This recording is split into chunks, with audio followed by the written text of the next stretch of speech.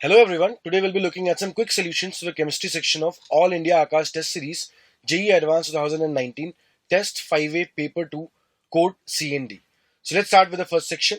So this section contains 8 questions. The answer to these questions are in the form of single digit integers. So let's start with question number 21. So question number 21, it says two solids PQ and RQ2 are simultaneously heated in a closed vessel to attain equilibrium. So the dissociation reaction of these two solids have been given to us. It is further mentioned that the Kp for 1 and 2 are 4.8 into 10 to the power minus 6 and 5.76 into 10 to the power minus 6.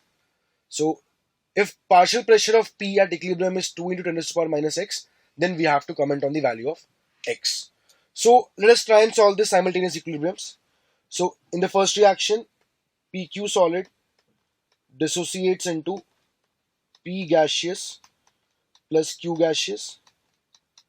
The Kp value given to us is 4.8 into 10 to the power minus 6. And now if we simultaneously consider the second dissociation equilibrium, we have RQ2 solid dissociating into R solid plus 2Q gaseous. The Kp for this reaction is 5.76 into 10 to the power minus 6. Okay. So here we have to pay attention to the fact that the product R formed is in the solid state. So there will be no pressure exerted due to R, and also RQ2 is solid. So in the second equilibrium, only the second component, which is Q, it will be exerting the pressure, and using the Kp value, we can directly find out the value of the partial pressure of Q. So we can have partial pressure of Q whole square equal to 5.76 into 10 to the power minus 6. So if we solve for the value of partial pressure of Q, we're going to have the value 2.4 into 10 to the power minus 3. So this will be the total pressure exerted by Q at equilibrium. And now if we talk about the partial pressure of P, we can solve the first equilibrium for that. So we know that P of P into P of Q, which is partial pressure of P into partial pressure of Q, it is equal to 4.8 into 10 to the power minus 6 as per the Kp value of the first reaction. Now we already know the value of partial pressure of Q. So partial pressure of P into 2.4 into 10 to the power minus 3, it is equal to 4.8 into 10 to the power minus 6. So on simplification, we get a value of partial pressure of P equal to 2 into 10 to the power minus 3. So if we look at the value given to us, so we can clearly see that the value of x is equal to 3. And for this question, we have to mark the answer as 3. Let us look at the next question. Question number 22. Consider the following reaction. So we have been given a compound R, which is allowed to react with PH3C plus BF4 minus to give the products. It is mentioned to us that in the product, the hybridization of the carbon atom indicated by A, so this is the carbon atom indicated by A, is spx, and the number of pi electrons in ring R is y, then the value of x plus y minus 2 is. So if you look at the species which are given to us, we have a 7-membered ring with 6 pi electrons in conjugation, having an sp3 carbon atom, plus we have the triphenyl methyl carbocation existing along with. Now if we try and transfer a hydride ion from the carbon atom indicated as A, we're going to have the formation of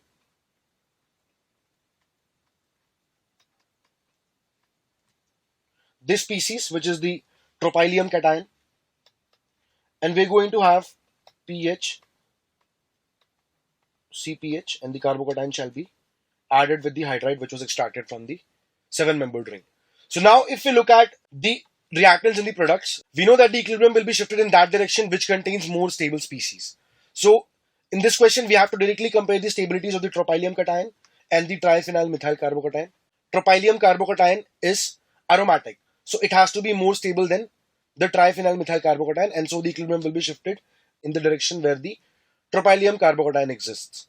So students, this will be the products formed in the above reaction, and we are to be concerned with the 7-membered ring. There are 6 pi electrons in complete conjugation, and the hybridization of the carbon atom labeled as A is sp2. So if we look at the x and the y given to us in the question, we have the value of x is equal to 2 and we have the value of y is equal to 6.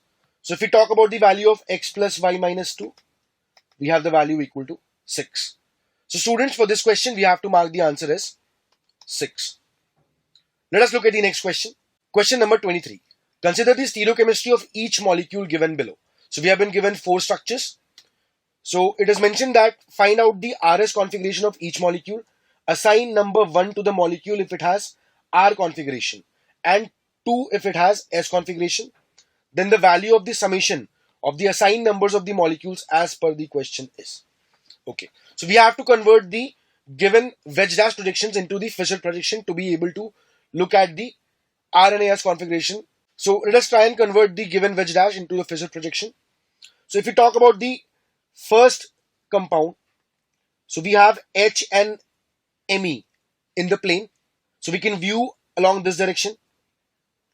So we'll have H and Me on the vertical lines. And if we talk about the groups on the right and the left, we are going to have the ethyl group on the right and the hydroxyl group on the left. So this is the Fisher projection of the first structure. We can similarly draw the structure for the second compound as well. So we have H and Et in the plane. So if we view along this direction again, so H and Et are going to occupy the vertical lines and the Cl will be on the left as it is inside the plane of paper, and the OH will be on the right as it is above from the plane of a paper coming towards us. So this will be the Fisher projection of the second structure. Similarly, if we try and draw the third structure, in the Fisher projection, we're going to have H and Br on the vertical lines, whereas Me will be on the left and Cl will be on the right. We are viewing along this direction. And if we talk about the fourth structure, we're going to have H and Br on the vertical lines. And if we talk about the groups on the right and the left, we can clearly see that the methyl group will be on the left as it is above from the plane of paper, and the Et group will be on the right as it is below the plane of paper, and we are viewing along this direction such that the H and Br are going away from us as they have to be placed in the vertical line. So these are the 4 Fisher projection of the compounds which are given to us. Now we can clearly see that in all of them the least prior group is facing away from us, and so we can comment on the R and the S configuration very easily. So all that is left now is to assign the priorities as per the CIP rules. So here OH will be given the first priority, followed by Et, followed by Me. So we have a clockwise rotation. So this is R. If we talk about the second structure, we have chlorine as 1, OH as 2 and Et as 3. Here also we have a clockwise rotation. So this is also R. If we talk about the third structure, we have Br as 1, chlorine as 2 and methyl as 3. So this is counterclockwise. It has to be S. And if we talk about the fourth structure, we have bromine as 1, Et as 2 and methyl as 3. So this is also counterclockwise and it will also lead to S configuration. So the molecule 1 is R, molecule 2 is also R, whereas molecule 3 and 4 are S and S respectively. So in the question it is mentioned to us that we have to assign 1 if there is R configuration, and we have to assign 2 if there is S configuration, and we have to comment on the sum of the numbers assigned. So we're going to have a total sum equal to 6. So students, for this question we have to mark the correct answer as 6. Let us look at the next question. Question number 24. How many of the following reactions may give optically active alkene? So we have been given cyclohexane and its derivatives in the first 6 cases, and they are allowed to undergo some reactions. So let's start with the first reaction. We have the given substrate reacting with concentrated H2SO4 in presence of heat. So this is going to lead to the formation of an alkene. So the alkene formed will be this, and it will be optically active as it has no plane of symmetry or center of symmetry. If you look at the second structure given to us, we have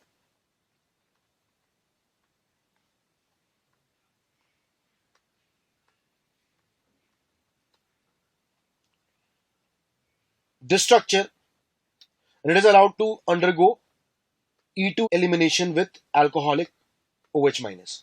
So we can have the formation of alkene at any one of these two positions.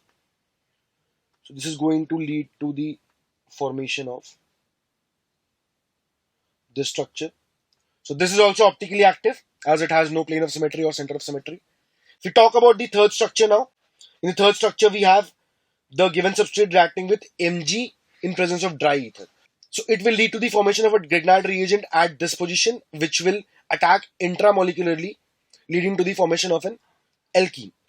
So we're going to have the formation of this in the first step, and this will attack intramolecularly to make this chloride ion leave. So this will lead to the formation of this structure, and we can see that this is also optically active. If we talk about the fourth structure now, we have two alcohols at 1 and 3 positions. So this is going to lead to the formation of a conjugated diene. So if we talk about the product P4, the product P4 is a conjugated diene. This is also optically active as it has no plane of symmetry or center of symmetry. Now let us look at the fifth option now. So we have vicinal dicarboxylic acids undergoing coal-based electrolysis. So the coal-based electrolysis will lead to the formation of radicals in this position, and further there will be the formation of double bond.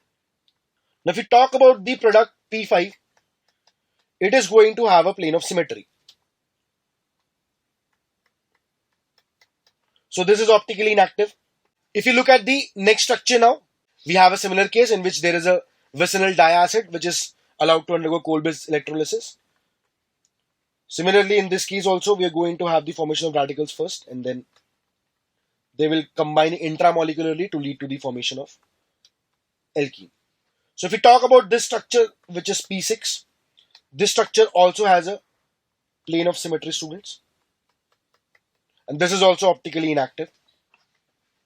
Let us talk about the seventh structure now. In the seventh structure, we have an alkyne which is allowed to react with Li in liquid ammonia. So this is the Birch reduction. So this is going to lead to the formation of a transalkene. So if you talk about the product formed in this case, we're going to have a transalkene at the position where the alkyne was present. And we know that this agent does not affect the alkenes. So we have the formation of P7. This is the compound P7 which is formed, and it will be planar and it will also be optically inactive. Let us look at the next part now. In the 8th part, we have been given the same substrate used in the 7th case, and this time it is allowed to react with H2PDBSO4, which is the Lindlar's catalyst. So Lindlar's catalyst converts the alkyne into cis-alkene. So if you talk about the product P8 which is formed, the alkenes are not affected, whereas the alkyne is converted into a cis-alkene. So this will be the product P8 which is formed. So students, we can see that this molecule is also planar, and we're not going to have optical activity in this case also. So 8th reaction also does not lead to the formation of an optically active alkene. So if you look at the options given to us, we have 8 structures, out of which 4 form optically active alkenes and 4 do not form optically active alkenes. So students, for this question, we have to mark the correct answer as 4. Let us look at the next question. Question number 25. A mixture of CaCl2 and NaCl weighing 1.8 grams was dissolved in water and treated with a solution of sodium oxalate. The precipitate formed were filtered from the mixture and then dissolved in HCl to give oxalic acid, which when titrated against 0.5 molar KMnO4, whose 80 ml were consumed. So if the percentage of NaCl in the mixture is X%, then we have to comment on the value of X by 10 to the nearest integers. So students, in this question, we have a mixture of CaCl2 and NaCl, which was dissolved in water to give aqueous solutions. Both of these salts are completely soluble in water.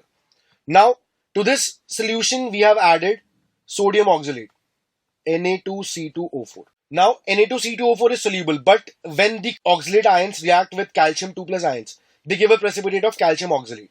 So, this will lead to the precipitation of calcium oxalate in the form of CaC2O4, whereas the sodium chloride or the sodium ions present in the system will not be affected at all. So, from this mixture, calcium oxalate shall be precipitated, and now this precipitate is allowed to react with HCl. So, it is dissolved in HCl, which will lead to the formation of CaCl2 again, which is soluble, and the oxalate ions will convert into oxalic acid as it is a weak acid. So the conjugate shall be a strong base and it will react with H plus ions to give us the oxalic acid. Now it is mentioned to us that the oxalic acid formed was allowed to be oxidized against K-4. So we have the MEQ of K-4 equal to the MEQ of oxalic acid. So the K-4 data is given to us. It is 0.05 molar. The volume used was 80 ml.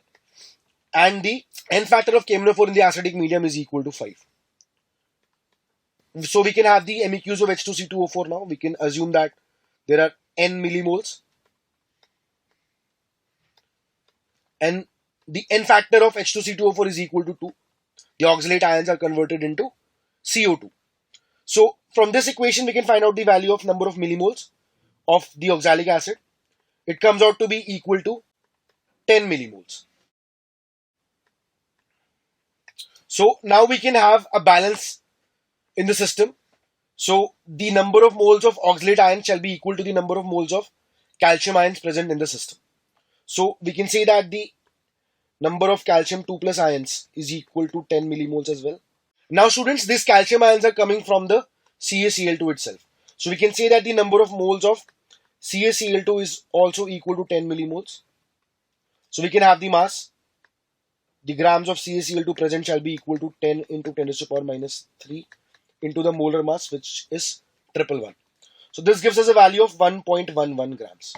Now students, if we talk about the mixture which is given to us, we have 1.8 gram mixture, out of which 1.11 gram is CaCl2 and the remaining 0.69 gram is of NaCl. So now we have to comment on the percentage of NaCl in the mixture. So it comes out to be 0.69 upon 1.8 into 100, which approximately gives us a value equal to 38%. So we have to report the value of x by 10 to the nearest integer. So the value of x by 10 to the nearest integer will come out to be equal to 4. So students, for this question, we have to mark the answer as 4. Let us look at the next question. Question number 26. If 0.5 millimole of CDSO4 are present in 50 ml of 0.16 molar HCl, now H2S is passed to precipitate all the CD2 plus ions. The pH of the solution after filtering off the precipitate, boiling off the H2S and making the volume 900 ml by adding water will be. So we have CDSO4 in the system. That CDSO4 has to be precipitated in the form of CDS. Now it is given to us that there are 0.5 millimoles present. So if we talk about the sulfide ions, the millimoles of sulfide ion required shall be equal to 0.5 millimoles as well.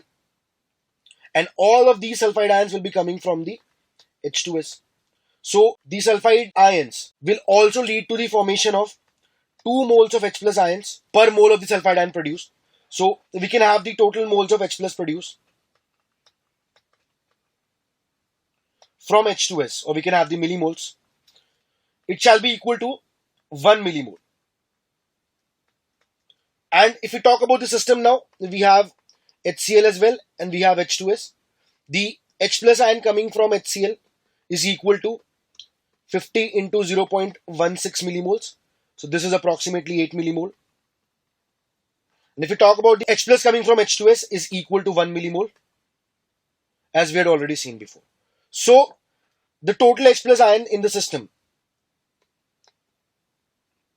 or if we talk about the concentration of the H plus ion, so it is equal to 9 millimole. And it is mentioned to us that the volume was made to be equal to 900 ml by adding water. So 900 ml. So this will give us a value of equal to 10 to the power minus 2. So if we talk about the pH shall come out to be equal to 2 in this case. So students, for this question, we have to mark the answer as 2. Let us look at the next question. Question number 27. The total number of orbitals which participate in the formation of all the 3 center 2 electron bonds in diborane molecule is. So if we talk about the diborane molecule, we have boron and hydrogen. The boron is sp3 hybridized.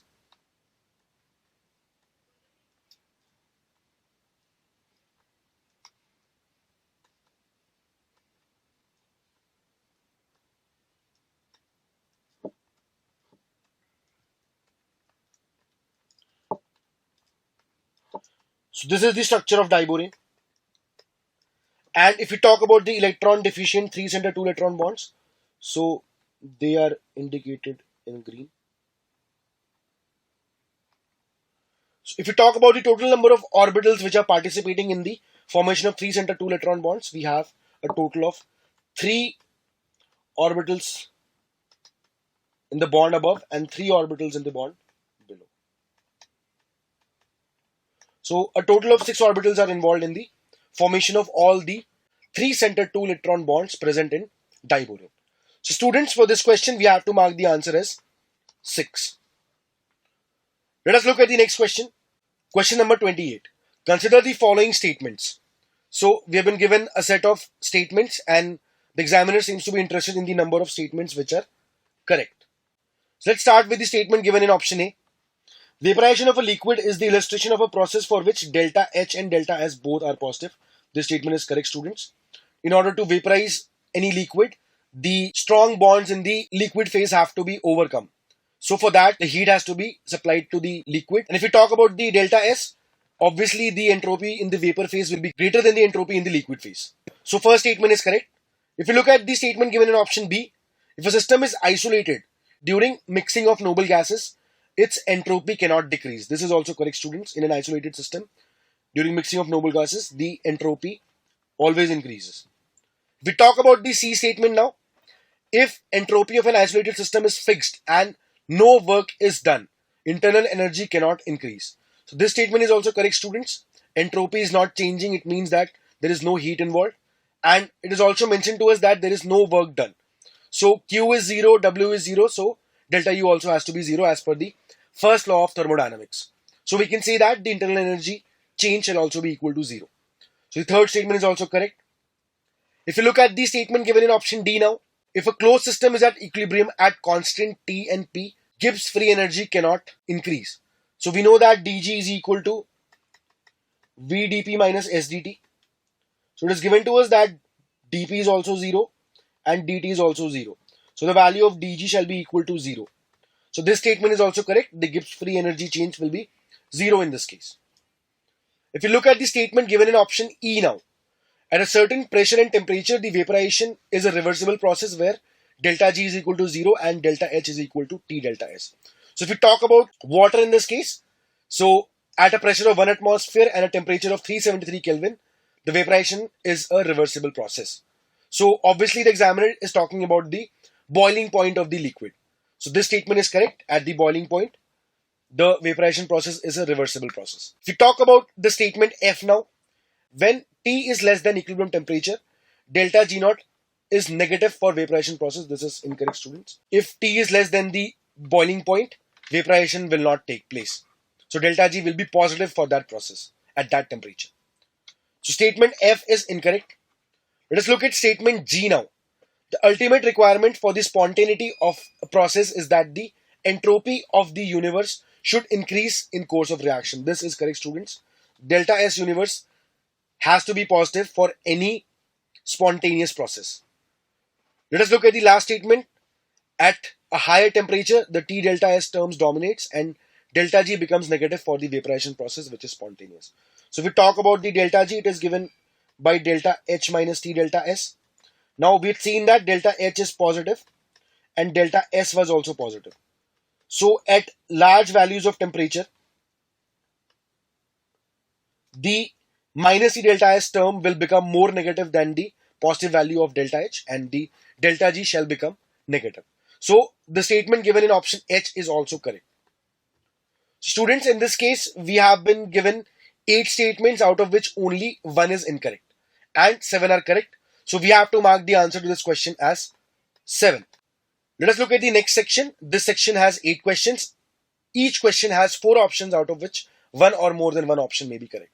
So let's start with question number 29. Consider the following statements or curves and identify the correct ones. Following curve will be obtained when E cell is plotted against 0.059 log Q and the value of E naught cell is equal to X when N, which is the number of electron transferred, is equal to 1. So if we talk about the plot, we have E cell equal to E naught cell minus 0.059 by N log of Q. So the examiner has told us in this case that this is plotted on the y-axis and the 0.059 log Q has been plotted on the x-axis. The y-intercept will be equal to the E0 cell.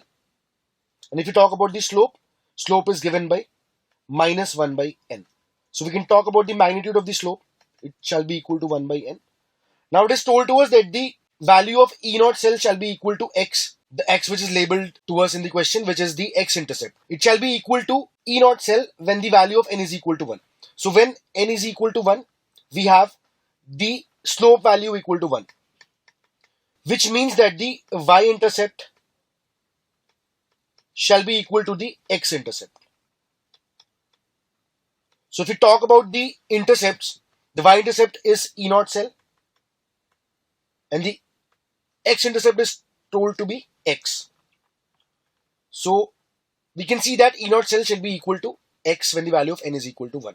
So students, out of the statements given in option A and option B, option A is correct and option B shall be incorrect, which says that the value of x shall be more than E0 cell when the value of n is 1. So B is incorrect, whereas A is correct. Now if we talk about the C and the D statements, so the reduction potential of the hydrogen electrode when H plus ion concentration is 0.77 and the pressure of H2 is 0.6 bar is 0 or 6 into 10 to the power minus 3 volts. Now if we talk about the C and the D statements, so in the C and the D statement, we have to actually apply the Nernst equation to find out the reduction potential of the hydrogen electrode when the conditions of H plus ion concentration and the pressure of H2 is given to us. So if we try and solve for the C and the D option now, we have H plus ion consuming an electron giving us H2. So we can balance the reaction using a factor of 2 and we can have the Q value equal to partial pressure of H2 upon concentration of H plus whole square.